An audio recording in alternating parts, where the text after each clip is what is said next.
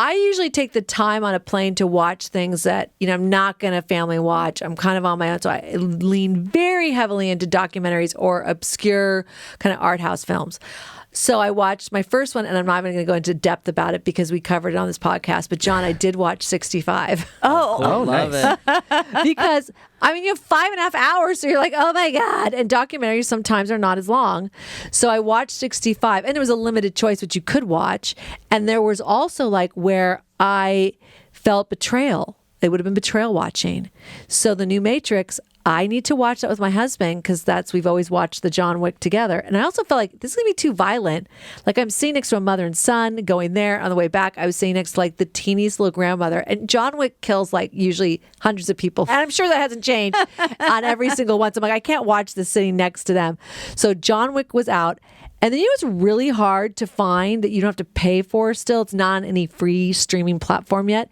Is the new Puss in Boots. Oh. And supposedly it's fantastic. So my teenager son wants to see it. So I'm like, I can't watch that either. Oh, no. So there was things that I just I can't watch. So I watched 65 and felt like, I cannot believe I'm watching this, but here's the deal. 1 second review or maybe 30 seconds. Adam Driver, man, hence that last name. He can just drive that performance. It was damn good. The little girl was freaking great. He basically somehow goes back in time and he's like pre-civilization, like dinosaur time on Earth.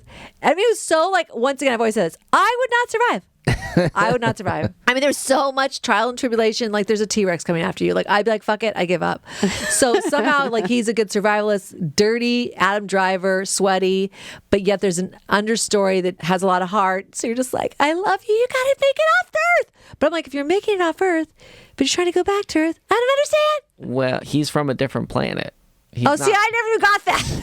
I didn't even get that. Remember when he was on that beach and it was all crazy? Yeah, that's not Earth. I just thought that was us, really far in the future. Maybe Adam Driver doesn't make it off the Earth, and he's the one that is the first human that populates humanity on our he's planet. the DNA starter. Exactly. Actually, you know what?